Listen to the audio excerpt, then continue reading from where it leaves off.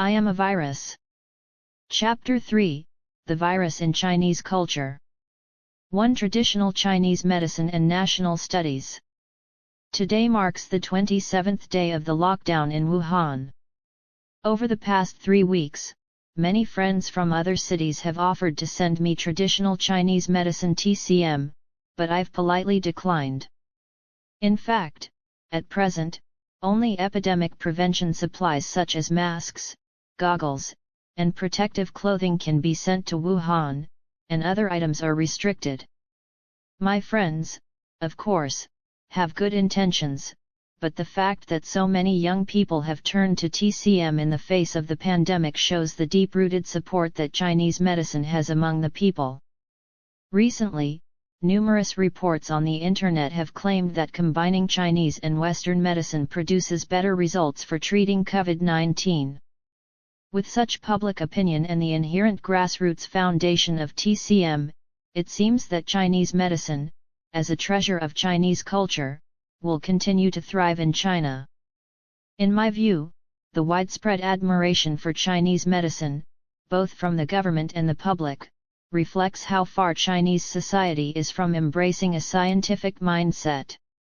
It reveals our deep-rooted desire for face-saving, avoidance of truth, and the extent to which we've lost logical consistency. I do not deny that certain plants do have therapeutic effects, and herbal medicine is not unique to China. Before synthetic drugs were invented in 1898, the entire world relied on plant-based medicines. The effectiveness of plant medicine is scientifically supported because plants, being a vulnerable group in the biological world, evolve compounds to defend against viruses, bacteria, insects, and animals. In contrast, animal-based remedies, such as using skin, meat, or bones in medicine, lack scientific backing. Traditional Chinese medicine involves using animals in treatments and food supplements. I believe these practices stem from an unscientific belief in like cures like based on shape or form, which has no scientific basis. Before modern science emerged, this was not too surprising. However, today, when scientific knowledge has become part of common understanding, many Chinese people still believe in such practices. I can only attribute this to the inertia of traditional culture, or worse, to ignorance, and even anti-scientific thinking. The ingredients in herbal medicine are complex and impure, which may be effective for treating mild conditions, and this is why Chinese medicine still enjoys popularity in China. However, there is a clear lack of data to support the use of herbal medicine for treating severe diseases. The antiviral drug Tamiflu, which became famous during the SARS outbreak, was derived from star anise, but eating star anise directly would not have the same effect. During the era of plant medicine, the average life expectancy globally, China included, did not even reach 40 years. This suggests that the problem with Chinese medicine is not whether plant-based medicines are effective, but whether the underlying theory of Chinese medicine is scientifically sound. Before we understood the scientific principles governing the functioning of human organs and disease mechanisms, both East and West were largely in the dark, experimenting through trial and error. For example, the Western practice of bloodletting had no scientific basis but was once widely popular. Now we know that medical theories before the advent of modern medicine, both in the East and West, were fundamentally wrong. The difference is that, under the influence of logical scientific thinking, the West has admitted its mistakes, whereas China has yet to do so. This brings us back to a crucial aspect of our culture: the refusal to admit errors, the lack of self-reflection. I'll share an example told to me by a friend. Several years ago, an elderly man in Shanghai's Xinhua hospital had a history of blood in his urine. His family sought the help of a Chinese medicine practitioner, who prescribed medication that alleviated the symptoms. However, 5 or 6 years later, the symptoms returned. Unable to find the same practitioner, the family took him to Xinhua Hospital. After an operation, the chief surgeon found a large bladder tumor, which was now inoperable. Clearly, the Chinese medicine practitioner only masked the symptoms and failed to identify the root cause of the bleeding, delaying proper treatment and ultimately harming the patient. Another personal story involves my mother, who was frequently troubled by blisters in her mouth in her younger years. According to her, it was due to her constitution being prone to heat, so cow bile detox tablets became a staple in our household. Whenever she developed mouth sores, she relied on the hard-to-swallow cow bile detox tablets to clear heat and detoxify. This cycle of recurring heat and treatment persisted for at least 30 years, ever since I can remember. As a child from a modest family, my mother often enjoyed eating fried soybeans and peas, which were considered to be hot foods in Chinese culture. Every time she ate too many, she would inevitably get mouth sores. My mother and I never questioned this belief, as it was a widely accepted notion in China. It wasn't until after her passing, when a friend returned from abroad, that I learned this condition, still called heat in China, was actually a viral skin disease. It occurs when the immune system is weakened due to lack of sleep, stress, or fatigue, causing the latent herpes virus to proliferate. Interestingly, soybeans and peas contain arginine, an amino acid essential for the replication of the herpes virus. No wonder my mother always developed mouth sores when she ate those foods. Avoiding heat was actually simple: getting enough rest and temporarily avoiding foods rich in arginine. Reflecting on my mother's lifelong suffering with cow bile detox tablets, I feel deeply remorseful. Out of curiosity, I searched for mouth sores online, and almost all the explanations still attribute the problem to heat, with the suggested remedy being cow bile detox tablets. It's truly disheartening. This brings me to the recent national studies trend in China. National studies refers to Chinese traditional philosophical and cultural teachings, such as the disciples' rules, which can be considered a prime example. Here's a summary of how some Chinese people exalt the disciples' rules.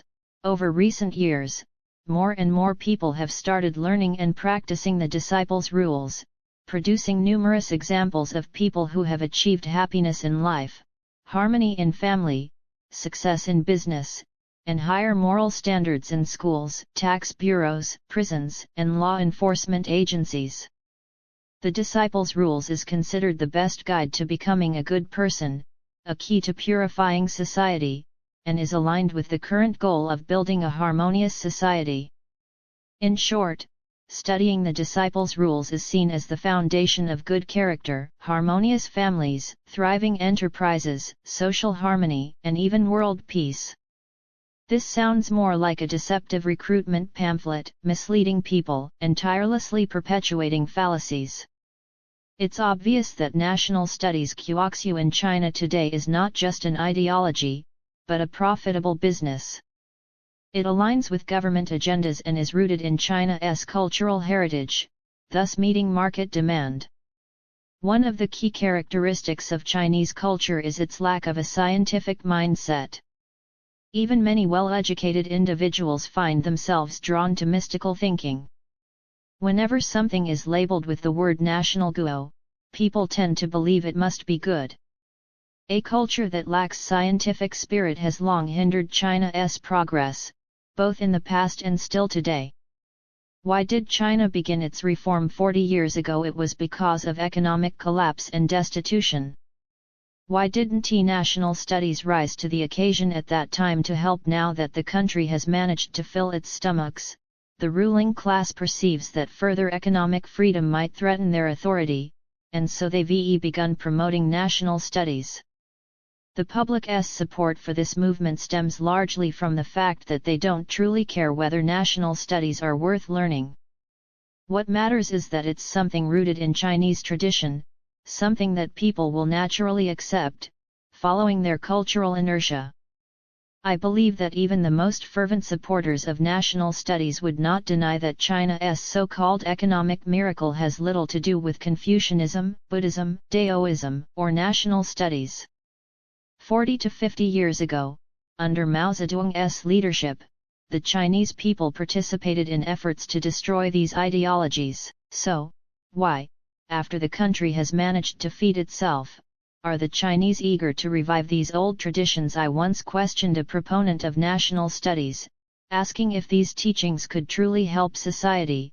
How could China's current moral level be so poor? His response was that it was precisely because we had forgotten and abandoned these core cultural principles that we had fallen into this state, so we must work hard to bring them back.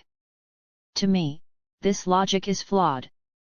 Throughout Chinese history, there have always been intellectuals who, during periods of national crisis or decline, would retreat to cultivate themselves. When the crisis passed and a golden age seemed on the horizon, they would emerge, crying for a cultural renaissance. They never acknowledged that it was precisely this culture, which they feared would disappear, that repeatedly led the country into danger and caused the fall of dynasties. Let us look at Japan, a country next door that has been trying to westernize for over 100 years. Has Japan's culture disappeared? Not at all. This pandemic even offered us a lesson in national studies. The beautiful phrase "different lands, the same sky," how many so-called national studies masters in China could recite that? I want to say that even if you try your hardest to abandon a culture that has been passed down for thousands of years, it's impossible to completely erase it. Take Turkey for example. It has been secularizing for nearly a century, yet in recent years, there has been a rapid revival of traditional practices. Japan opened its doors to the West 17 years later than China, yet today, Japan is considered one of the best governed countries in the world in terms of population density. This is the true meaning of Japan's westernization under the Escape Asia, Join Europe philosophy. In my view, for any culture with a history of thousands of years, the only way to make meaningful progress is to push for full-scale westernization in order to shake off some of its outdated elements, especially in terms of values. This effort must be exhaustive to bring about renewal and evolution. The stark contrast between China and Japan lies in the fact that the Chinese still cling to the concept of Chinese learning as the foundation, Western learning for practical use, unwilling to admit mistakes. In contrast, Japan embraced full cultural reform from the beginning and went through complete westernization. Today, the image of Fukuzawa Yukichi, who championed the Escape Asia, Join Europe movement more than a century ago, graces the 10,000 yen bill. This symbolizes Japan's society's acknowledgement of his vision. The fundamental point of Fukuzawa's philosophy was not whether Japan would eventually be accepted by Europe, but the realization that Japanese culture was backward and irredeemable. The only way to make progress was to wholeheartedly learn from the West in terms of education, governance, business development, scientific research, and even individual attire. Only by doing this could Japan hope to succeed. Hesitation, indecisiveness, and piecemeal reforms would only lead to stagnation and failure. History proves that although Japan made some missteps along the path to modernization, their continuous resolve for transformation ultimately led them to not only become a civilized nation but also preserve their cultural identity. The so-called full westernization did not erase Japan's culture, but rather helped it evolve.